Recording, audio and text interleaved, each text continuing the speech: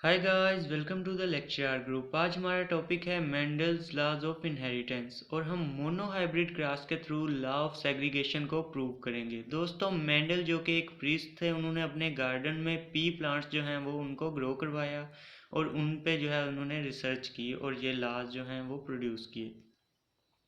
उन्होंने P plant ही क्यों select किया? क्योंकि उसका शॉर्ट लाइफ साइकिल था, जल्दी जो है वो ऑफस्प्रिंग प्रोड्यूस कर देता था। इसी तरह कॉन्ट्रास्टिंग ट्रेड्स थे, सेल्फ और क्रॉस पॉलिनेशन यानी दोनों तरह की पॉलिनेशन कर सकता था और लार्ज नंबर ऑफ सीड यानी कि large number of offspring produce करता था। उन्होंने पी प्लांट को के जो 7 कैरेक्टर जो हैं उनको सेलेक्ट किया। वो कौन कौन से थे? Seed shape, seed colour, flower colour, position, plant height वगैरह जो है उन्होंने सेलेक्ट किया और इनकी जो है उसने प्योर ब्रीड लाइन प्रोड्यूस की। प्योर ब्रीड लाइंस क्या होती हैं अभी मैं आपको बताता हूँ। 7 करेक्टर थे, लाइक हाइट एक करेक्टर है, इसके आगे 2 उसने कॉन्ट्रास्टिंग ट्रेड सेलेक्ट किए जैसे टाल और शॉर्ट, और इन दोनों की जो है उसने प्योर ब्रीडिंग लाइन प्रोड्यूस करवाई। इसी तरह नेक्स्ट करेक्टर उसकी भी 2, तो टोटल जो है वो 7 करेक्टर्स की 2 2 14 यानी कि प्योर ब्रीडिंग लाइन प्रोड्यूस हुई। प्योर ब्रीडिंग लाइन या ट्रू ब्रीडिंग लाइन किसे कहते हैं? ऐसी ब्रीडिंग लाइन जो कि हमेशा जो है वो सेल्फ फर्टिलाइजेशन पे आइडेंटिकल ऑफस्प्रिंग प्रोड्यूस करे। लेट्स से हम टाल जो है उसको सेलेक्ट करते हैं प्लांट को और उसको हम सेल्फ फर्टिलाइज करवाते हैं, यानी कि उसी के एंथर के जो पोलन है वो उसके स्टिग्मा पे गिरेंगे और एग को फर्टिलाइज करेंगे। तो इस सूरत में हमेशा जब वो टाल प्लांट की आगे ऑफस्प्रिंग सारी की सारी टाल ही प्रोड्यूस हो तो हम उसको कहेंगे कि वो एक ट्रू ब्रीड लाइन है। ठीक है, इसी तरह अगर हम शॉर्ट प्लांट लेंगे और उसको भी सेल्फ फर्टिलाइज करवाएंगे तो उसकी भी जब एक वक्त ऐसा आएगा कि उसकी तमाम ऑफस्प्रिंग जो है वो शॉर्ट ही प्रोड्यूस होगी, तो उसको हम एक ट्रू ब्रीडिंग लाइन कहेंगे। तो उसने क्या किया? ट्रू ब्रीडिंग लाइन में मोनो हाइब्रिड क्रॉस करवाया। मोनो हाइब्रिड क्रॉस क्या होता है? ये ऐसा क्रॉस होता है जिसमें के पेरेंट्स सिर्फ एक करेक्टर में एक दूसरे से डिफर कर रहे होते हैं। मतलब अगर उसने एक हाइट का जो है वो क्रॉस करवाया है तो एक दोनों में जस्ट इतना फ़र्क होगा कि एक की हाइट टाल है एक शॉर्ट, बाकी टोटली प्लांट जो हैं वो सेम होंगे। ठीक है, तो ऐसा क्रॉस जिसमें जस्ट एक जो है वो करेक्टर डिफर हो पेरेंट्स का, उसको हम मोनो हाइब्रिड क्रॉस बोलते हैं और इसके नतीजे में जो ऑफस्प्रिंग प्रोड्यूस होती है उसको हम मोनो हाइब्रिड बोलते हैं। ठीक है, उस ऑफस्प्रिंग को मोनो हाइब्रिड बोलते हैं। तो मेंडल ने जो है वो अपनी स्टडी में क्या किया? बेसिकली उसने जो है मोनो हाइब्रिड क्रॉस करवाया किन दो के दरमियान? राउंड सीडेड मेल प्लांट और wrinkle seeded male plant female plant के दरमियान।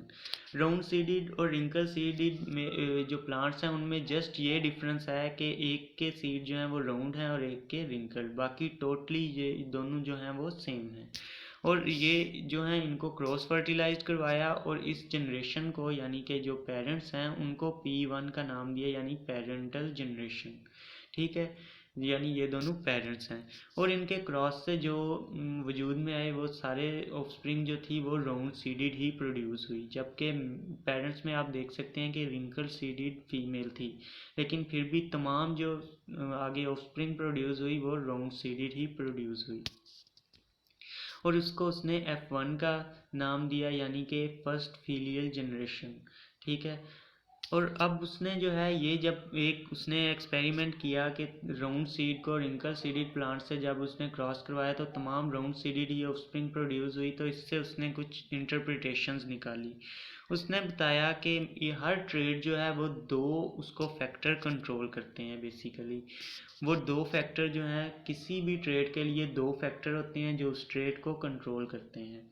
ठीक है, जैसे कि आप यहाँ देख सकते हैं कि राउंडेड सीडेड के लिए उसने दोनों आर कैपिटल यूज़ किए, जबकि रिंकल सीडेड के लिए दोनों स्मॉल आर यूज़ किए। स्मॉल और कैपिटल जो हैं ये क्यों यूज़ किए? क्योंकि आप देख सकते हैं कि इन दोनों के क्रॉस में तमाम जो हैं वो नेक्स्ट में राउंड सीड ही प्रोड्यूस हुए, इसलिए उसने उसको कैपिटल कर दिया ताकि क्योंकि ये इसका जो है इसमें थोड़ी सी जो है वो काबिलियत ज़्यादा है, तो इसलिए इसको कैपिटल आर के साथ उसने शो किया। इसी तरह उसने बताया कि प्योर ब्रीड लाइन जो है वो हमेशा होमोजाइगस होती है। जैसा कि मैंने आपको बताया था कि राउंड और रिंकल सीडेड जो थे ये दोनों प्योर ब्रीड लाइंस थी, तो ये दोनों जो हैं ये होमोजाइगस हैं। देख सकते हैं आपके इधर भी दोनों फैक्टर सेम है, कैपिटल आर, और इधर भी दोनों जो आर हैं वो सेम है, स्मॉल आर।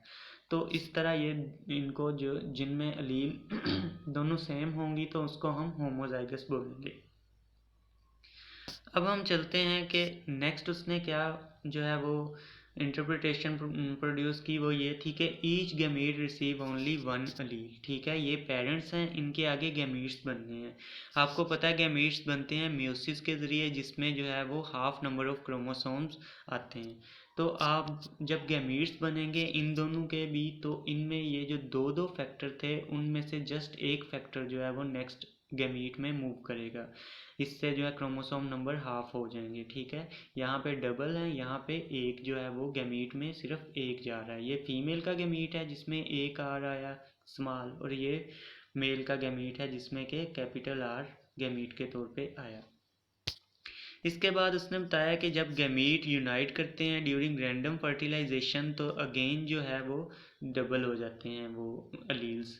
अब यहाँ पे देख सकते हैं एक इसका गैमीट है और एक इसका गैमीट है, ये दोनों इन्होंने यूनाइट होके तो जो है दोबारा से दो अलील बना दिए नेक्स्ट ऑफ स्प्रिंग में। ठीक है, तो यहाँ पे जो है वो दोनों आप देख सकते हैं कि आर और ये दोनों जो हैं इनमें एक और उन्होंने चीज़ बताई कि तमाम जो हैं वो सीड राउंड सीड ही क्यों प्रोड्यूस हुए, रिंकल सीड क्यों नहीं प्रोड्यूस हुए, क्योंकि उन्होंने बताया कि trait that appear called dominant. ठीक है, जो नज़र आएगा वो कहलाएगा डोमिनेंट, और उसको हम हमेशा कैपिटल लेटर से शो करते हैं।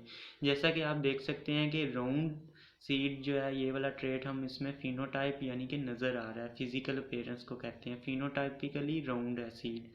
तो इसलिए हमने आर जो है इसको डोमिनेंट बोला और उसको कैपिटल लेटर से शो किया। इसी तरह जो मास्क्ड हुआ इस जनरेशन में F1 में वो था स्मॉल आर, तो उसको हम रिसेसिव बोलेंगे और उसको स्मॉल लेटर से शो करेंगे। तो इस तरह उन्होंने ये जो है वो F1 जनरेशन प्रोड्यूस की और उससे ये इंटरप्रिटेशंस निकाली। अब उन्होंने क्या किया कि इसी F1 जनरेशन जो कि प्रोड्यूस हुई है इसको उन्होंने दोबारा से इसी के साथ जो है वो फर्टिलाइज करवाया। तो उन्होंने क्या देखा कि एक राउंड सीडेड जो प्रोड्यूस हुए थे यानी कि F1 जनरेशन के, उसको राउंड सीडेड प्लांट के साथ ही जो है वो क्रॉस करवाया, और इसको F1 जनरेशन बोलेंगे, फर्स्ट फीलियल जनरेशन। जब ये फर्टिलाइज हुई तो कुछ सीड प्रोड्यूस हुए राउंड और कुछ सीड प्रोड्यूस हुए रिंकल, और इनकी रेशो क्या थी, इनकी रेशो थी 3:1, यानी अगर टोटल 4 सीड प्रोड्यूस हों तो उनमें से 3 राउंड होंगे और एक रिंकल्ड होगा। और इसी तरह जब अगर 400 सीड होते हैं तो उनमें से 300 सीड जो हैं वो राउंड होंगे और 100 रिंकल्ड, ये रेशो होती है। ठीक है, तो आप देख सकते हैं कि यहाँ पेरेंट्स में से तो कोई भी रिंकल नहीं है, लेकिन जो है वो जनरेशन में रिंकल आ गया। तो ये जो है ये कैसे आया, इस पे उन्होंने इसको कैसे एक्सप्लेन किया। उन्होंने बताया कि जैसे कि आप देख सकते हैं कि दो फैक्टर इनको कंट्रोल कर रहे हैं और हेट्रोजाइगस हैं, जैसे कि एक आर कैपिटल है और एक आर स्मॉलर है। इसी तरह दूसरे में भी ये जो है एक आर कैपिटल है और एक आर स्मॉलर है। जब इनको आपस में क्रॉस करवाया गया तो इनके गैमीट प्रोड्यूस हुए। अब इसके जो हैं वो गैमीट दो तरह के प्रोड्यूस हुए, एक ये कैपिटल आर और एक स्मॉलर आर। बेसिकली गैमीट में इन दोनों में से एक जाना होता है, लेकिन हम यहाँ पे पॉसिबिलिटीज़ जो हैं उनको देख रहे हैं। तो 50% चांस है कि ये वाला गैमीट में जाए और 50% ही चांस है कि ये वाला जो है वो दूसरी एलील जो है वो गैमीट में जाए। इसी तरह इधर इस पेरेंट में भी जो है वो आर कैपिटल भी जा सकता है और स्मॉलर भी। तो हम दोनों की जो है वो पॉसिबिलिटीज़ ले रहे हैं, लेकिन गैमीट में बेसिकली एक ही जा रहा है। आप देख सकते हैं अगर ये गैमीट प्रोड्यूस हो तो सिर्फ ये आर आएगा, और अगर ये गैमीट प्रोड्यूस हो तो सिर्फ ये वाला आर आएगा। तो इनसे आगे जो प्रोड्यूस हुए वो कौन से थे, आप देख सकते हैं कि अगर तो ये और ये गैमीट हो तो ये वाला सीड प्रोड्यूस होगा, अगर ये और ये गैमीट हो तो ये वाला सीड प्रोड्यूस होगा। इसको हम बेसिकली पुन्नेट स्क्वायर बोलते हैं और इसमें हम इस तरह फिलिंग करते हैं। ठीक है, अगर ये वाला आर और ये वाले आर को लिखेंगे यहाँ पे, और इसी तरह ये वाला आर और ये वाला आर लिखेंगे यहाँ पे, तो आप देख सकते हैं कि यहाँ पे 3 जो हैं वो राउंड सीड प्रोड्यूस हुए हैं, जबकि एक जो है वो रिंकल्ड सीड प्रोड्यूस हुआ है। इसमें जो फिनोटाइप रेशो है वो 3:1 है, क्योंकि 3 राउंड है और एक रिंकल्ड है। इसको कहते हैं फिजिकल जो है वो पेरेंट्स। और इसी तरह जीनोटिपिक रेशियो जो है वो आप देख सकते हैं कि 1 जो है, एक जो है उसमें दोनों अलील जो हैं वो कैपिटल हैं आर, दूसरे ये और नीचे वाला जो है ये दोनों में जो है एक आर कैपिटल है और एक आर स्मॉल है। और इसी तरह जो थर्ड वन है उसमें दोनों आर स्मॉल हैं। तो इसलिए ये जो है ये जीनोटिपिक रेशियो है कि 1:2:1 के जीन में कौन कौन सी जीन है। ठीक है, तो ये जो है क्रॉस का रिजल्ट निकला। अब इससे जो है मेंडल्स ने लॉ प्रोड्यूस किया जिसको हम लॉ ऑफ सेग्रीगेशन बोलते हैं। तो उसने जो है बेसिकली 3 पॉइंट्स प्रोड्यूस किए।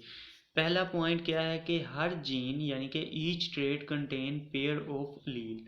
ये मैंने अभी आपको यहाँ पे शुरू में भी बताया था कि हर जो उसकी इंटरप्रिटेशन में कि हर जो ट्रेट है उसको पेयर ऑफ जो है अलील कंट्रोल करती हैं। जैसा कि ये वाला है राउंड सीडेड, तो इसके राउंड होने को दो अलील कंट्रोल कर रही हैं, दोनों कैपिटल आर। और इसी तरह इसके रिंकल्ड होने को दो अलील कंट्रोल कर रही हैं, दोनों स्मॉलर आर।